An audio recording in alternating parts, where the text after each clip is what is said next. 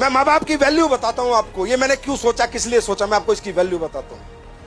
मैं उज्जैन गया घूमने, तो मुझे कोई अनाथ आश्रम में लेके चला गया कि चलो सर अनाथ आश्रम में चलते हैं, देख के आते हैं। मैं चला गया।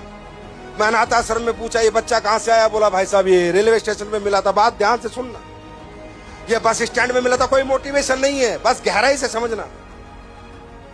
ये कहाँ मिला था? ये भाई साहब रोड पे घूमता मिला था। ये कहाँ मिला था? इसकी माँ छोड़ गई थी। ये कहाँ मिला था? इसको रातों रात को अनाथ आश्रम में छोड़ गया।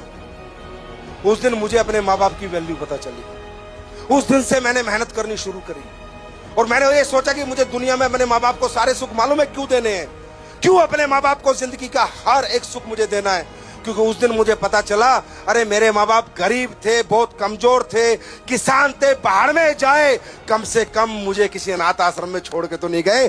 जैसा भी पाला पाला तो सही।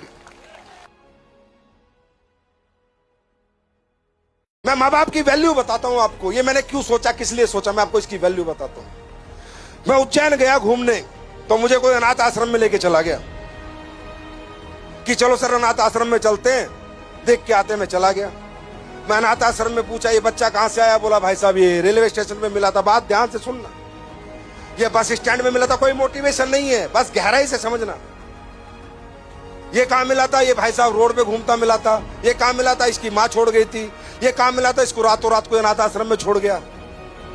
उस दिन मुझे अपने माँ बाप की वैल्यू पता चली। उस दिन से मैंने मेहनत करनी शुरू करी और मैंने ये सोचा कि मुझे दुनिया में अपने माँ बाप को सारे सुख मालूम है क्यों देने हैं, क्यों अपने माँ बाप को जिंदगी का हर एक सुख मुझे देना है। क्योंकि उस दिन मुझे पता चला, अरे मेरे माँ बाप गरीब थे, बहुत कमजोर थे, किसान थे, पहाड़ में जाए, कम से कम मुझे किसी अनाथ आश्रम में छोड़ के तो नहीं गए। जैसा भी पाला पाला तो सही।